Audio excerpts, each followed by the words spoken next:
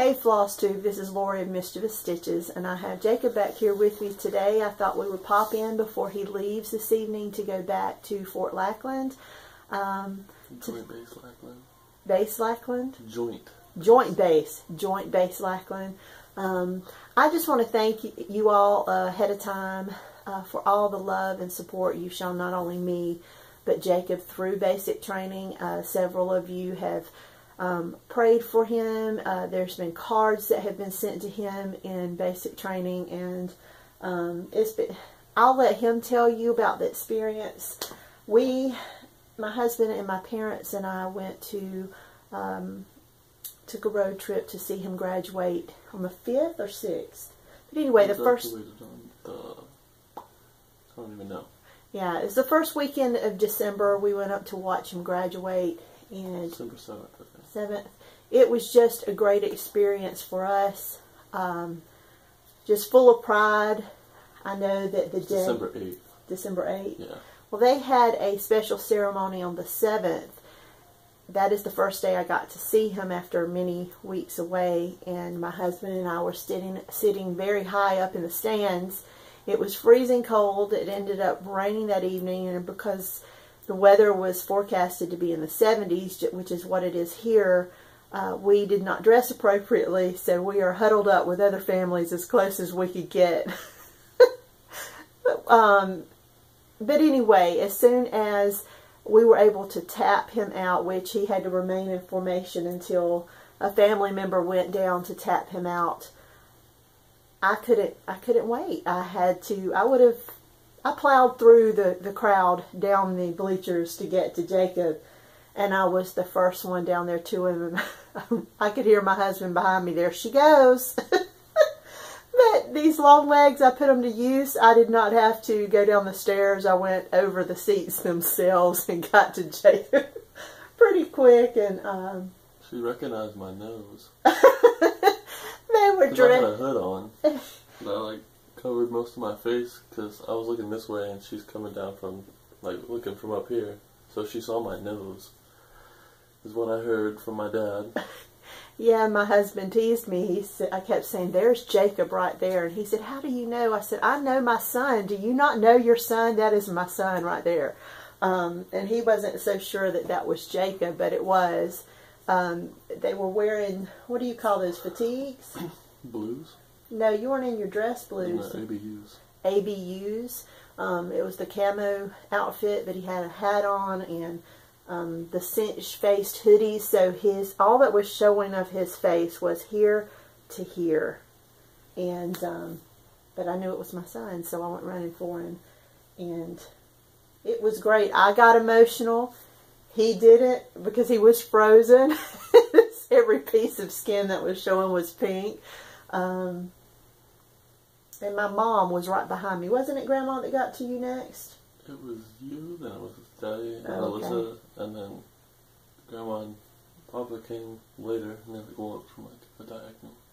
Yeah, when my mom got to him, it was so sweet because since Jacob was just 3 or 4 years old, he has always called my mom his best friend. And as soon as she got to him, Jacob grabs her around her waist and lifts her off of her feet, and her little feet are doing this. And she's just squealing with joy. He loved it. She loved it. But she has talked about that over and over since then. She absolutely loved it. So he made his grandma's day. I'm good at making memories. And my stepdad, he was there, and he actually graduated basic training at Lackland in what, 65, did he say? It was something. I think it's like 65. During the Vietnam War. Yeah, he was in Vietnam War. So, anyway, he was there, so it was very special for him on many different levels, with Jacob being his grandson and having been through the same thing Jacob was. So how was basic? I know they all want to know, did you get the cards? Yeah, I still have all the cards. I took it with me to tech school, which is where I'm at now, which is across the street from where I went to basic training, so that's the thing. But I kept all my cards, and they're in it's called Tupperware. It's like the little plastic stuff. Because that's what we kept all our stuff in, so I have a Tupperware full of letters that's It's like this big and like that wide, full of just letters that I have. And I ended up running out of space in my Tupperware, so I had to put it under my towel in the drawer that we kept all our stuff in. It was random when I would get a letter from someone I didn't know, and I was like, who is this? Some of you that sent actually signed it floss tube, didn't they? Or stitch? I don't even remember much of basic training. Like, I had so many classes, like, I don't remember anything, because it was like, once you get there, they yell at you, so you're all scared, and when you get done the yelling, you just go to a whole bunch of classes, and you have to memorize a whole bunch of stuff all at once. So you just forget about everything that happened after that. And then when you're done with that, now I'm at tech school, I'm going to have to memorize a whole bunch of other stuff. So my brain is like in the present right now. I don't really remember much else right now. I think when we picked him up the first day, the day I was telling you about, the day I got to see him first, he did not have leave to go off base. So we stayed on base with him, and the first thing he wanted was a hamburger. And they had a Burger King there on base, so we took him there. On Saturday, Saturday he had leave to go off base. No, it was Friday. It was Friday. It was Friday and Saturday. Sorry, the days, it went by so fast for me too. I have a hard time remembering what happened on what day, but we did get to leave off base. We went to the Alamo, which was kind of cool, which was surprising that Jacob kind of wanted to go there, because I'm the one that have always dragged my children to historical things when we were on trips, and for him to want to go, that was great. And going inside, you know, I think they have flags inside. You can't take pictures inside the Alamo, but it's in an old mission church, and there were flags from the states that the people that lost their lives are inside there. And of course there was a South Carolina flag that was kind of cool. Makes me want to dig into the history of the place more, because I only have a basic idea of what happened there. And but anyway, we walked in downtown San Antonio, and I'm going to share with you that day before we left for the Alamo, we were able to tour his barracks. That was the day after. Day after, see? My days are mixed up. But he was in his dress blues. No, that was the same day, because we went to the Alamo. But he was dressed in his dress blues, and him and all the others that graduated with him looked so sharp. But I have to say, to me, it was the way he carried himself. I learned later that they have to keep their thumbs, and they're walking, their fists closed, and your thumbs on the seam of your pants. Yeah. But they were doing it even out in public with their families, which just blew my mind, because they were all doing it. There were, of course, many other families there that were touring around the Alamo. We had a tiny class. Like, there's normally like 1,000 or so people graduating. We graduated like, I think, 550 people that week. So we had a tiny class. Mm-hmm. But they did take us in the first day we were there, and they gave the family a briefing, and they told us what we could and couldn't do, that we could hug them when they graduated, but there was to be no PDA, no personal displays of affection, no hand-holding, no kissing. And they did specify, my mom did bring that to our attention many times, that the only one that we couldn't call down for loving the soldiers is the grandmothers, because... So she kept saying that, but no hand-holding, no kissing, hugging, but no prolonged hugging, no walking arm in arm. It really surprised me not having gone through that before, but they did let us know. And I think part of it was just the conditioning that Jacob and the other recruits had been through in the past few weeks, because, like I said, you could see that even the way they carry themselves. The other thing that really struck me is while we were down in San Antonio, down around the Alamo, we were just walking the streets in the mall. There was Jacob says, just some random man. There's a few random men. Go ahead. One guy rode down his window while he was driving by. And stopped the car. You're not supposed to walk and talk on the phone, and right as I remembered it, I stopped and I was talking, and then like he drives by in his car, and he's like, "Thank you for your service." And I thought it was somebody yelling at me, but it was just him saying, "Thank you for your service." Yeah, and that was what got me. Just a man stops his car, rolls down his window, and was congratulating not only Jacob, but the other soldiers on graduation, and thanking them for airmen, sorry. But congratulating them for their service. Blown away. I was blown away, because the quickest way to my heart, and even my husband's heart, is through our children. And I have to say thank you, Texas. I know it's a big state, and there was just a few people that did it, but the outpouring of love and the recognition for what not only Jacob, but all these other sons are out and daughters are out there serving their country, to recognize that and thank them for it was very humbling for me. How did it make you feel? Like, it made me feel weird because I haven't really done anything yet. Like, yeah. I rolled some t-shirts and know how to make a bed. Shot marksman with M16. Nothing really crazy yet.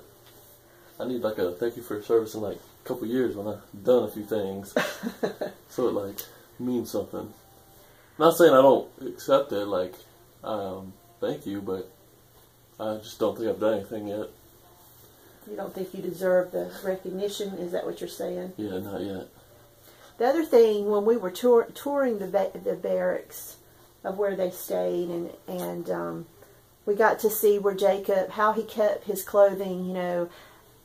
And of course, like I said, my stepdad was there, and there were other grandfathers and fathers who had been in the military, and they were all discussing how things have changed. And I was trying to get a few pictures of Jacob standing where he was, so he could have those pictures to carry with him through life. And what did you call it? Your MTI? His MTI walked up, which, you know, Jacob told us all about his instructors the couple of days that we were there.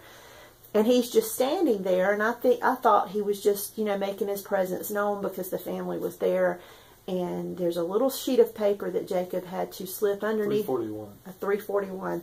Up underneath the fold of the blanket.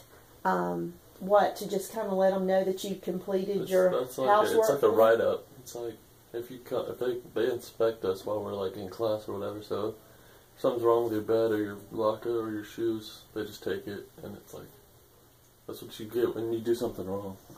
So we're standing there with all the other families. We're visiting with Jacob, and the MTI walks up, and he's looking, and like I said, I thought he just wanted to make sure he was there, that we recognized him as Jacob's instructor, and I spoke to him. My husband shook his hand, and then he looks at Jacob and asks Jacob what's wrong.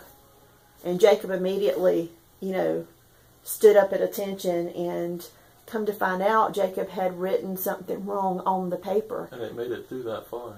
And so he rips the paper in half, hands it to Jacob, and said, "Today may be graduation day, but I've got you for 4 more days. You're mine." And we were like, "Oh my gosh, she got." But that is just the coolest man in the world. and that too. That gets me.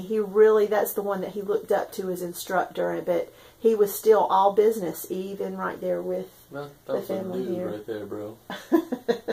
He would tell us funny stories. You know, like one time he was like.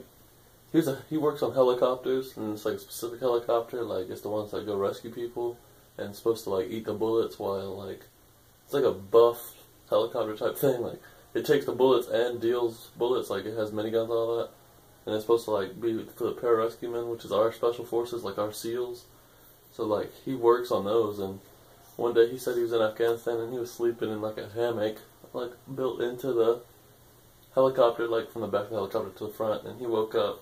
Like he had fell asleep like with snipers shooting like at them, like, and he fell asleep with like an MRE, which is like a little like food they give us, and he fell asleep with like a Kool-Aid, and it was red Kool-Aid, and he poured it on himself, and he said he woke up and like started freaking out because he saw the red on his shirt. He was freaking out and yelling, and he like woke up his friend, and they both laughed at each other later. He just told us a whole bunch of cool stories, and everyone says deployments are like the best thing in the military, so we'll see what happens in my years here. Well, he has, what impressed me too about it is how positive he was. I think I shared this on one of my earlier videos. When I got there the first day and I saw him and talked to him at that Burger King at the first lunch we shared together after us getting there. All the worries that I had felt over the past weeks just melted away because they were taking care of my son. They were teaching him to take care of himself. His positivity, the way he was carrying himself, was totally different than what it was when he left. Just the way he speaks to us on the phone now. Before, it's kind of mumbling. You couldn't hear him. He speaks up. He's very direct. I just was very thankful for the changes, but you keep saying it's something you want to keep doing in the future. It's just that positive of an experience. I would recommend it. It's a fun experience. It's boring while you're there, and there's slow moments and it gets boring and just rough sometimes. But if you have a good flight, you can get together some boys And the flights are the group.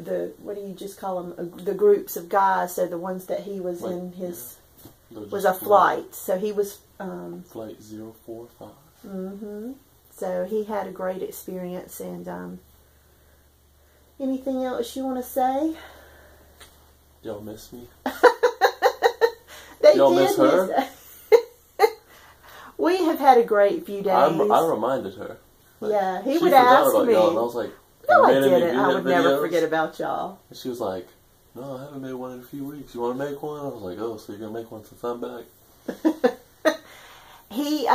A lot of you guys and girls have messaged me about Jacob.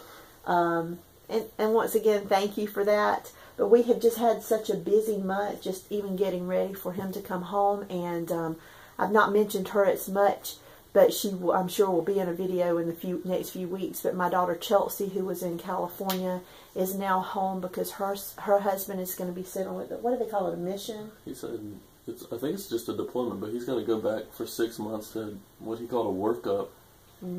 So he'll have he's a going work to Africa, like Australia, and I think he said the Middle East. So he will be gone, training for this deployment for 6 months, and then he will be gone. So total, he will be gone for 14 months. So they have come home, they're visiting here.